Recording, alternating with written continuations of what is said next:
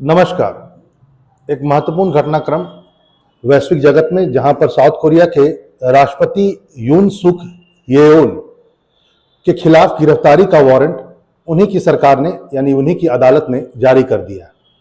और ये अपने आप में बहुत यूनिक बात है, क्योंकि लोकतांत्रिक इंडेक्स में देखा जाए तो साउथ कोरिया का जो स्थान है बहुत ऊंचा है, यानी भारत से भी यदि कहा जाए तो काफी ऊंचा है। और वहां पर ये घटनाएं अपने आप में लोकतंत्र पर प्रश्न चिन्ह लगाती है।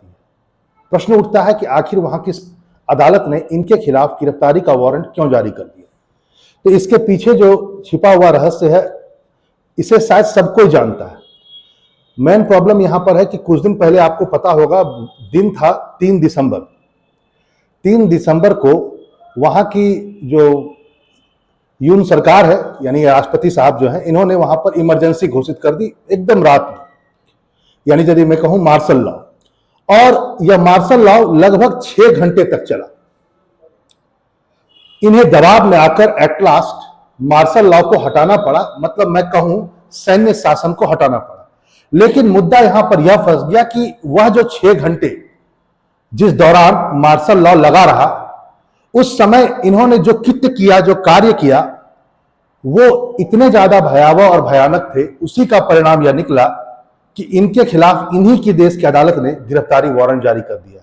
क्या है पूरी बात, जरा देखते हैं क्या क्या चीजें हुई। यहां पर इस बात को आप जरूर आज आप जान लें, वो यह है कि इनके खिलाफ जो गिरफ्तारी का वारंट जारी किया गया है, इससे पहले वहां पर इनके खिलाफ महाभियोग चल चुका है और इनकी जो राष्ट्रपति की शक्तियां हैं लगभग इनसे छीन ली गई है। मतलब गिरफ्तारी का वारंट चलो आज आया, लेकिन सच्चाई यह है कि इन पर महाभियोग पहले ही चल चुका है, वह पास हो चुका है और इनकी शक्तियां जो हैं, राष्ट्रपति की जो भी शक्तियां थी, वो पहले ही छीन ली गई थी। 3 दिसंबर को आपको पता ही है, जिस दिन मार्शल लॉ लागू किया गया था। तो मार्शल लॉ जब लागू किया गया तो वहां की संसद ने इसका विरोध किया और इसके विरोध में बिल पास करना था ताकि मार्शल लॉ को हटाया जा सके। लेकिन ये साहब ने, यून साहब ने, वहां पर संसदीय लोग कार्य न कर पाए, पूरी सेना को अंदर घुसा दिया और प्रयास पूरा था कि सेना के दम पर सबको बाहर खींच के निकाला जाए और वो वोट न कर पाए अगेंस्ट द मार्शल लॉ। और एक बात ये भी जान लीजिए, ये जो मार्शल लॉ को हटाने के लिए जो बाद में मतदान हुआ और हट भी गया, इसमें खुद सत्तारूढ़ पार्टी जिससे ये बिलोंग करते हैं, उनके पार्टी के सदस्य ने भी वोटिंग किया। मतलब इनके पार्टी के लोग भी खुश नहीं थे इस घटना से। यहां पर इस बात को भी आज आप जाने, वो यह है कि जो जांच एजेंसी है, जो जांच पूरा कर रही है इस पूरे मामले की, दक्षिण कोरिया की जो भ्रष्टाचार निरोधक एजेंसी है, जिसका नाम है CIAC, यानी Korean independent commission against the corruption, यही पूरा जांच कर रही है। और इनका कहना है कि इन्होंने राष्ट्रपति के पद पर रहते हुए मंगलवार यानी 3 तारीख को, जिस दिन यह पूरा मार्शल लॉ लगाया गया था, उस दिन बहुत दुरुपयोग किया अपने पद का और काफी साजिशें रची। आपको यह सोच करके बहुत आश्चर्य होगा और सुन करके आश्चर्य होगा कि इन पर जो आरोप लगाए गए हैं वो इतने गंभीर हैं कि उन्होंने उन 3 घंटों या 6 घंटे, वो 6 घंटों में ऐसा कार्य किया जिसके लिए माना जाता है कि अदालत इन्हें आजीवन कारावास या मृत्युदंड तक दे सकती है। मतलब इतना तक हो सकता है, ये आप सोच सकते हैं। वैसे इस बात को भी जान लीजिए कि ये जो वारंट उनके खिलाफ निकला है, ये कोई अचानक नहीं आया है।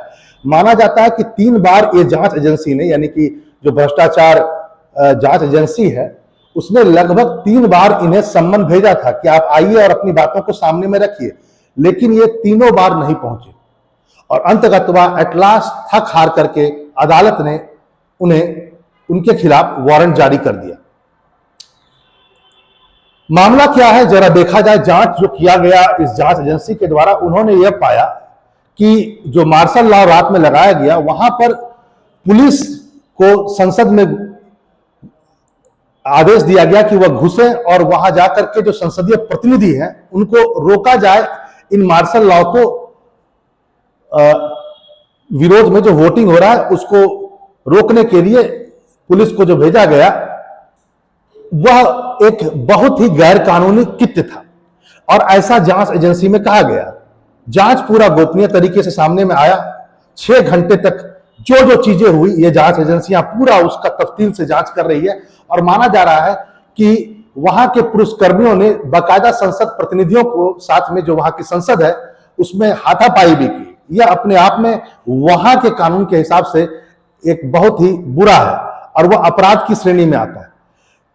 यहां पर यह बात भी जाने जो जांच में पता चला है और CNN की रिपोर्ट में बाकायदा कहा है, न्यूज एजेंसी ने बाकायदा कहा कि मार्शल लॉ के समय में वहां पर संसदीय सांसद वोट न कर पाए, इसके लिए पूरा संघर्ष किया गया। सैनिकों को आदेश दिया गया कि आप उन्हें रोकिए।